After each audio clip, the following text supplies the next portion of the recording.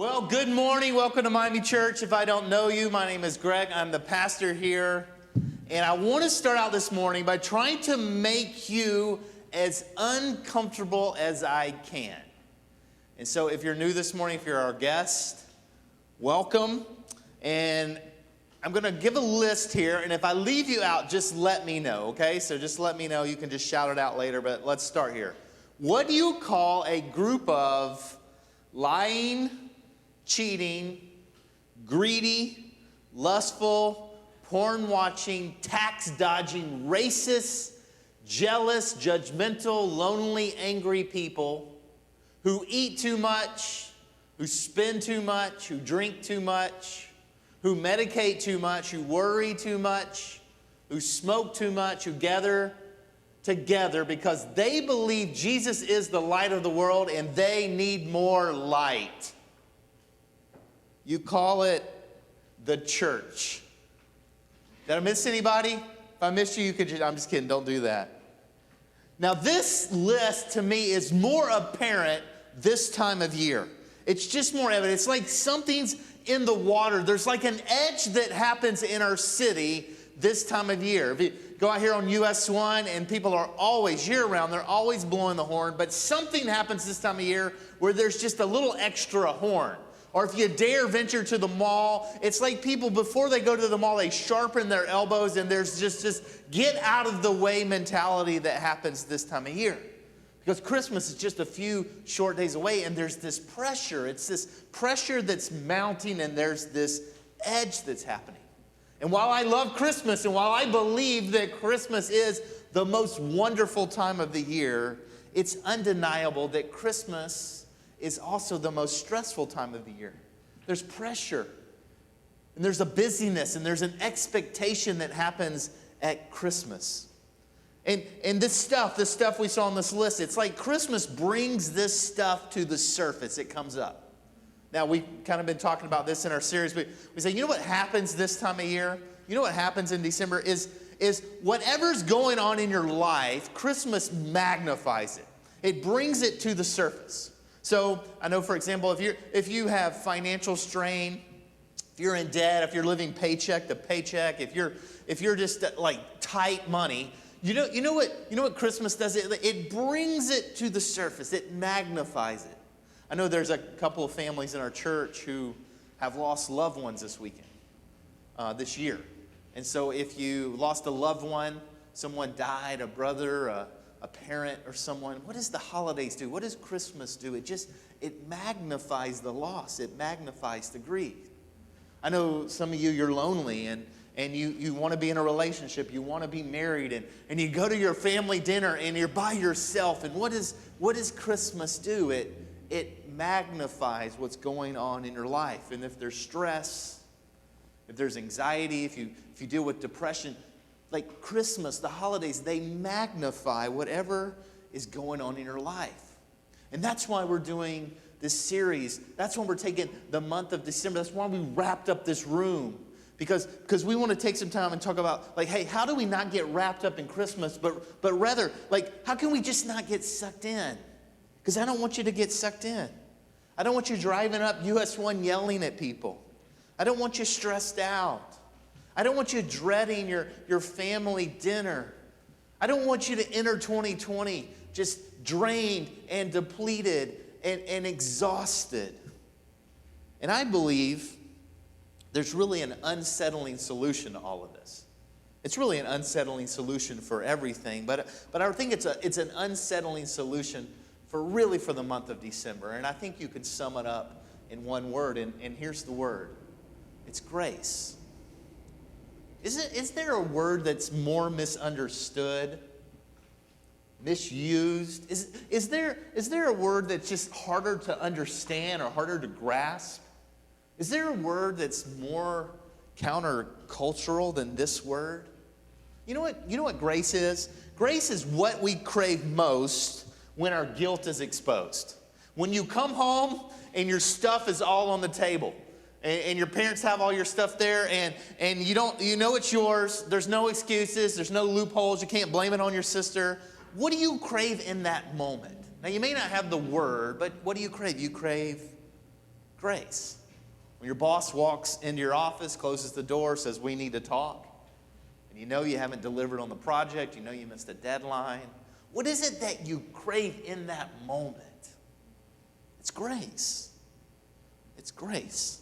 In that moment, again, you may not have the word, but it's what you crave. It's you're looking for someone to extend to you something you know you don't deserve. It's grace. Now, here's the flip side to this. Here's some tension. Not only is grace what we crave most when our guilt is exposed, but grace is what we are hesitant to extend when confronted with the guilt of others. Now, if you hurt me, or probably more importantly, if you hurt someone that I care about, someone I love, it's going to be really hard for me. I'm going to be very hesitant to extend grace to you. Grace, when I'm on the receiving end of it, it's refreshing.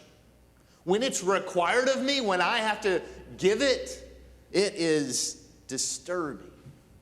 And here's what it is. It's that undeserved, unearned, unearnable favor. It's someone leaning toward you when you know that they should lean away from you. It's someone that comes toward you like you've hurt them. You know that you're wrong. You know that you should go and make it right and restore the relationship. But instead of you going, they actually come to you. And they don't come angry or mad. They actually come in grace, and they initiate the restoration of the relationship. They restore. And here's the thing about grace. You can no more deserve grace than you can plan your own surprise party. Because here's the truth. Planning voids the surprise, and deserving voids the grace. You can ask for it, but the minute that you deserve it, it's no longer grace. And here's the thing about grace. There's even more. We can't recognize or receive grace for what it is until we're convinced that we don't deserve it. You can't recognize or receive grace until you are convinced that you don't deserve it. Here's the other thing. Grace, it can only be experienced in the context of a relationship, and primarily a relationship where there is an imbalance. Grace, it's always tied to a relationship. It can only be experienced. It can only be practiced in the context of a relationship. Now, we have this silly thing that we do around here, and it looks something like this, okay? It's almost silly even up here doing this, but we do this thing, and we call it the umbrella of grace, right? Now, you know this, right? When you're at work, you're at your office, maybe you're in some kind of meeting, and you throw out an idea, or you're like, hey, we should try this, or hey, let's do that. And what happens, right? Everybody in the meeting, they start poo-pooing on your idea, like, well, that's dumb, or that's too expensive, or we can't do that, or right? So we have this thing right here, like, hey, when we do this umbrella of grace, it's saying like, hey, withhold judgment, like slow down a minute, like give me some grace, extend some grace. I'm gonna take a chance here. I'm gonna throw out an idea, like hold on, don't just poo-poo on my idea. It's grace, all right? It's what we need all the time. We need grace every day, all throughout the year, but something about this month, something about the month of December. In fact, this is, I think, the whole point of Christmas. This really gets to the why of Christmas, or maybe you could say it this way. This really gets to why God showed up. This is why God showed up. We would never have known the grace of God without the presence of God. And this is why we celebrate. This is why Christmas. This is why we go to all this effort here at Miami Church in the month of December. Now, John, Matthew, Mark, Luke, and John, even if you're new to the Bible or you're not familiar with the Bible, you probably know the Gospels. Matthew, Mark, Luke, and John. John was one of the followers of Jesus. He was one of the 12, and even more than that, he was one of the 3. They were like bros. I'll tell you how much John was a bro with Jesus. When Jesus was actually on the cross, like hanging on the cross, thinking about his mother Mary, like who's going to take care of her when I'm gone? He looks at John, who's standing down at the foot of the cross, and says, John, take my mom. You take care of her. So this is John. And we know from history that John lived the longest of all the disciples. Most of the followers of Jesus, the early disciples, they were murdered or martyred in some way. But John lived to be an old man. And here's John. He's an old man, and he's looking back. He's thinking about his time with Jesus. He's thinking about all the years since. And he's reflecting. And he sits down, and he gets his story out. He dictates his story, and it's written down. And I think what's so fascinating is you got to think John's sitting there like, where do I even begin? I've seen so much. I've experienced so much. Like, how do I even start the story? I think it's interesting that he starts the story of Jesus this way, and it really gets to the heart of Christmas. It gets to the heart of Jesus. Here's what he wrote, John chapter 1, verse 14. He says, the Word became flesh. The Logos, that Jesus, he says, he became flesh and made his dwelling among us. You could just see John going like, I don't know exactly how to explain this, but God, he actually became flesh. He became a human being, like flesh and blood. And he said he made his dwelling among us. He said he was one of us. He was among us. He lived with us. He walked with us. He ate with us. We did life together. He says the explanation of all things took up residence among us. The Word became flesh, and he made his dwelling among us. And then John wrote, we have seen his glory, the glory of the one and only Son. And the we here, we. John's talking about we, meaning him and the guys, the eyewitnesses. He says we. And he's saying, hey, we didn't read about it. No, we didn't get told about it. We didn't hear about it. It's not just some story someone told me. He says, no. We saw it. We saw it. And the glory was actually God in human flesh. We experienced God in human flesh. John is saying, you want to know what God's like? We saw it with our own eyes. We witnessed it. And he says that Jesus, he says, he came from the Father full of what? Grace and truth. And Jesus never watered down the truth, but he also never turned down the grace. He called wrong, wrong. He called sin, sin. He called sinners, sinners. But then he laid down his life for the very sinners to pay for their sin. See, Jesus was all grace and all truth all the time. So I want to go back to our question from the beginning, our awkward question. What do you call a group of lying, cheating, greedy, lustful, porn-watching, tax-dodging, racist, jealous, judgmental, lonely, angry people who eat too much, who spend too much, who drink too much, who medicate too much, who worry too much, who smoke too much, who gather together because they believe that Jesus is the light of the world and they need a little bit more light. You know what you call them? Loved. Forgiven. Offered grace. Given grace. John is saying, hey, guys, I saw this with my own eyes. I saw Jesus with people. I saw him interacting with people. I believe this is what led John at the end of his life as an old man, as he's reflecting back over all of these years and everything that he saw and everything that he experienced. I believed that this is what caused him to conclude that God is love. Like the very essence of who he is, the very nature of who he is. This is just who he is. God is love.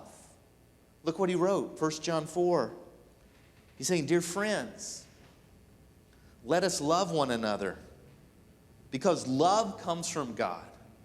And everyone who loves has become a child of God and knows God. And anyone who does not love does not know God. Why? Because God is love.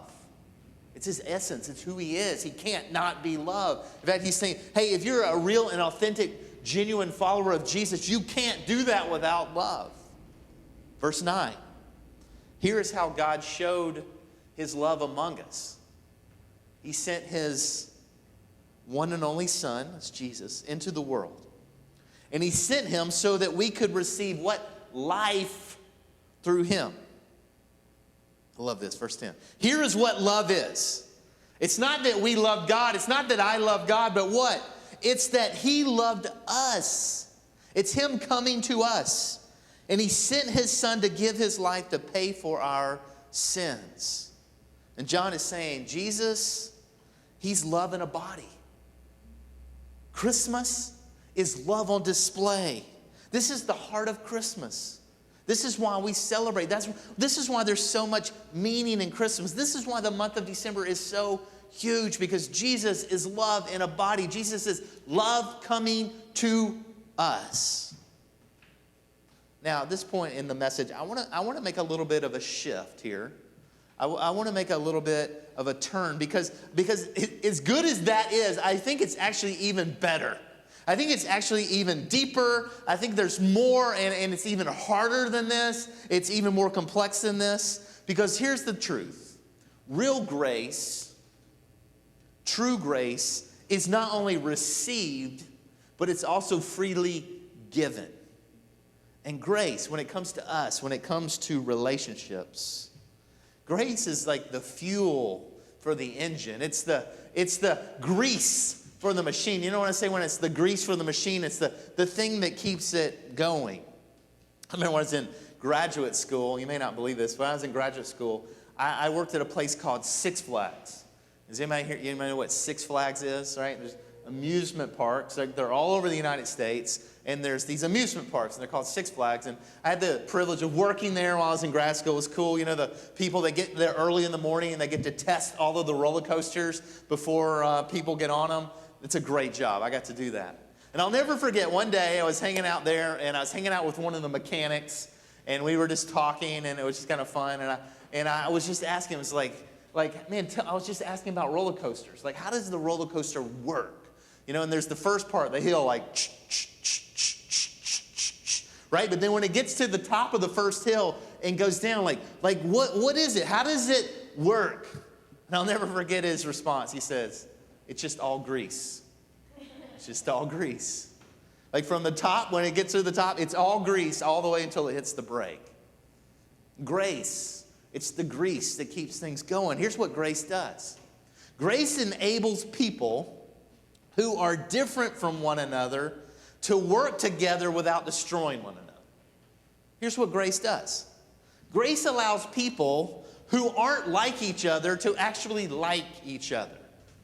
Republican, Democrat, Independent, black, white, brown, hair, no hair, Spanish, English, French, Portuguese, hurricanes, Seminoles, Gators, rich, poor, middle class, students, professionals, even lawyers. Grace allows people who aren't like each other to actually like each other. And here's the thing about grace. You can be right without grace, but you can't be in community. You can be right without grace, but you can't be reconciled. I don't know about you, but I'm glad that Jesus didn't come to be right. I'm glad that he came actually to make things right. And grace becomes amazing when it's extended to others. Don't miss this. This is the big idea today. Grace becomes amazing when it's extended to others. In fact, I would say it this way. You're most amazing when you extend grace to others. I could go even deeper. I believe that you're most like God. You are acting most like God when you are actually extending grace to others. Grace, God's amazing grace, is an invitation to you to be amazing. And grace is our opportunity. Grace is my greatest opportunity. Grace, giving grace, extending grace is your greatest opportunity. Here's what kind of blows me away. Now, again, if I were to ask you to come up here and tell your story, and I've heard many of your stories, but almost every story you hear, there's some point back in the story, whether it's like high school or college or somewhere, where there's a person or persons who like believe in you, right? It's usually a teacher or a coach or an uncle or a parent of some sort that believes in you, that sees things in you, right? And they call it out of you, they challenge you, and they see things in you that you don't see, and then they give you an opportunity. Right? Now, there's other teachers, there's other coaches, there's other people in your life, and they're nice to you, or they're kind, or maybe you liked them, but like there's someone that calls it out of you. See, for me, it was a high school basketball coach. I wasn't even any good at basketball. I'm not that short. I'm pretty slow. I can't jump, right? But he saw something in me that even though I wasn't great at basketball, he saw leadership in me. He saw heart and effort in me, and he called it out of me, and I was able to play and to contribute to the team, not because I was necessarily talented, but he called this out of me. And here's the thing about grace, right? I mean, it's one thing for to like, oh, okay, God loves me, and he died for me, and like that's awesome. But the coolest part about grace is it doesn't stop there. That God creates you and he loves you and he pursues you, but there's so much more. He actually has purpose and meaning and a plan for your life. And then the greatest part about grace is he gives you an opportunity. He says you're not only on this side where you actually just receive the grace, which is pretty awesome, but even better than that. Grace 2.0 is you not only receive it, you actually become an extender of grace. You become a giver of grace to other people. Grace is our greatest opportunity. And grace is our greatest opportunity relationally. But it's also our biggest challenge. Because we all have people, there's certain people that are difficult for us to extend grace toward. And there are difficult people, and it just seems like it gets highlighted and magnified this time of year. And Jesus tells us why. In fact, he asked what I think is probably one of the most unsettling questions ever asked by anyone at any time at any point. I just got to warn you before I show you this, that this is just like in your face. Like this is like Jesus punching you in the nose, okay? So don't get mad at me, don't throw anything at me. But this is like Jesus getting up in your face, and this is what he said. He says, and why worry about a speck in your friend's eye when you have a log in your own eye? Another version says something like this. He says, hey, why worry about the piece of sawdust in your friend's eye when you have a plank in your eye? And it's like and again, I think the word log, it probably means something bigger than this, but this is about as big as I can hold. But he's like, hey, your friend has a speck in their eye, a piece of dust, and you're walking around with a log in your eye. It's like, how did he know? Again, this is the genius of Jesus. How did he know that our natural instinct was to pay more attention to the shortcomings of others than to my own faults? How did he know? How did Jesus know that we tend to evaluate others based on a standard, right? Some kind of high and lofty standard that somehow does not apply to me. And so I'm going to hold you to this standard, and I'm going to hold myself to this standard. How did Jesus know that I'm going to judge you based on your actions, but I'm going to judge me based on my intentions? I had good intentions. My heart was right. I meant to. I should. I was thinking about it, right? But I'm going to judge you on your actions, and I'm going to judge myself on my intentions. And I know for some of you, this gets hard. This gets even personal. Because all of us in our story, somewhere along the way, there's hurt, there's pain, there's people that have let us down, there's people that have hurt us, there's people who have left, and that we've been wrong. And it's true. And I don't think Jesus here is undermining that in any way. But I think what he's saying is, hey, I've poured so much grace and love toward you that I'm asking you to extend that grace to others. Here's what he says. He continues. He says this. He says, how can you think of saying to your friend, let me help you get rid of that speck in your eye? It's like, hey, let me help you see more clearly. Let me tell you what you should have done or ought to do. He says, no. He says, how can you think of saying to your friend, let me help you get rid of that speck in your eye, when you can't even see past the log in your own eye? He's saying this log, this plank in your eye is blocking your view. You cannot see clearly because it is blocking your view. Look what he says. And again, if you're not a church person, you'll love this part. Look what Jesus calls him. He says, hypocrite. He says, you hypocrite. You sinner. You fall shorter. You did it on purpose, sir. You did it again and again and again on purpose, sir. You hurt people. You cause pain. Hypocrite. Do you know why God is able to extend grace to you? Do you know why God is able to extend grace to me? Like in spite of me, in spite of you.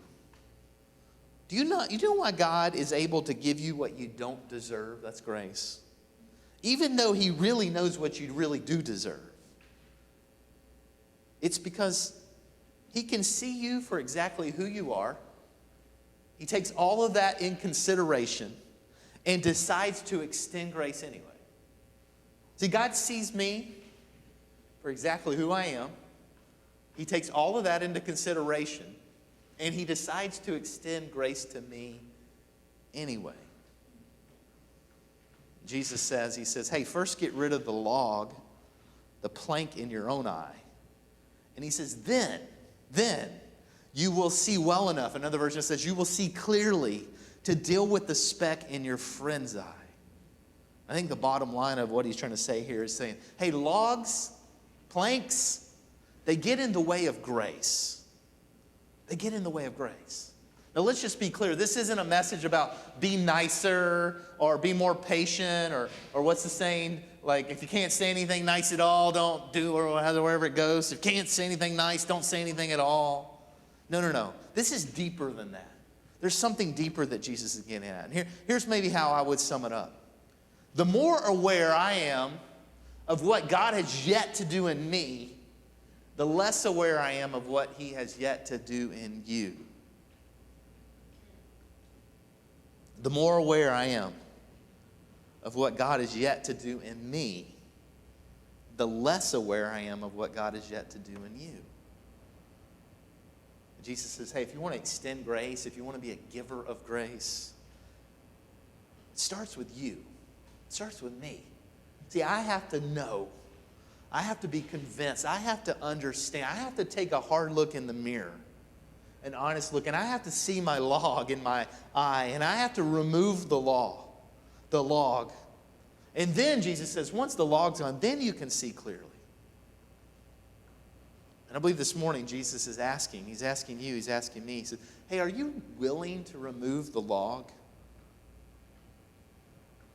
Are you willing to remove the log so that you can see clearly in order to benefit and give grace to people around you? People that you're sure are wearing the log, and people that you're sure have the log while you're the one with the speck. Maybe another way Jesus would say it this way. Would you be willing to consider that perhaps you have a log that needs to be removed, and that it's keeping you from extending grace to someone in your life that honestly, and this is not an exaggeration, grace from you could actually change their life?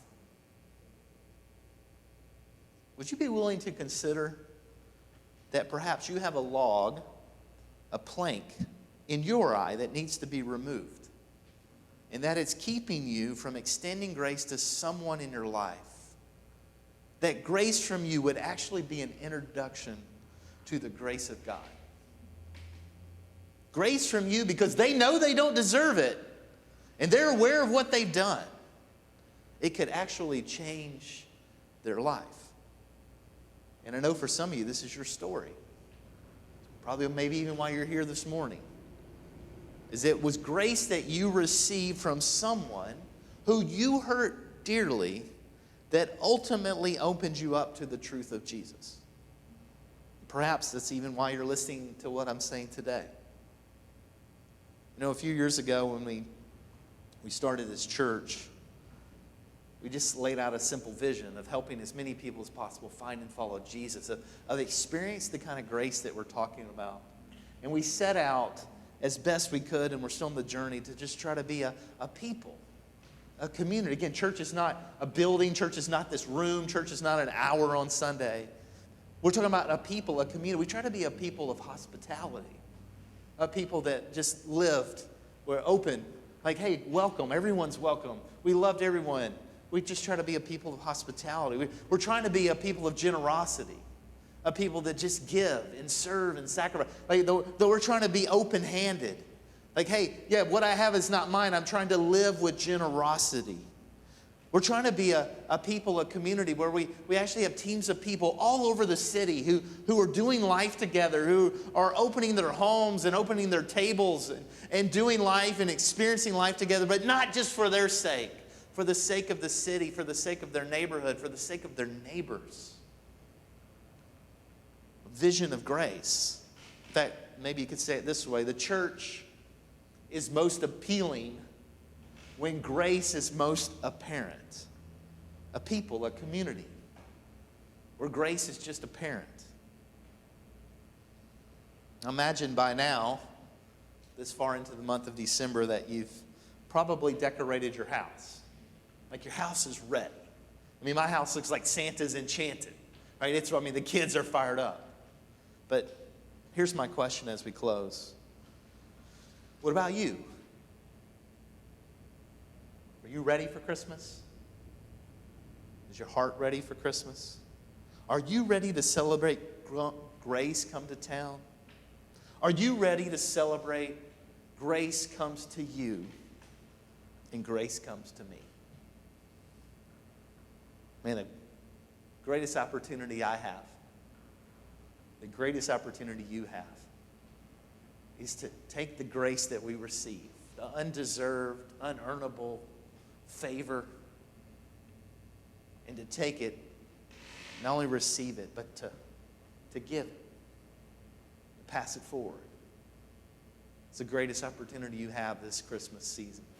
Thanks so much for tuning in. We hope it brought you encouragement and hope for the rest of the day. If you have any questions or want to talk to someone, click the link in our bio and contact us at hello@miamichurch.com. And if you want to support what God's doing here at Miami Church, feel free to go to miamichurch.churchcenter.com/giving. And finally, if you haven't subscribed, go ahead and do that. We love you and hope you have a great day.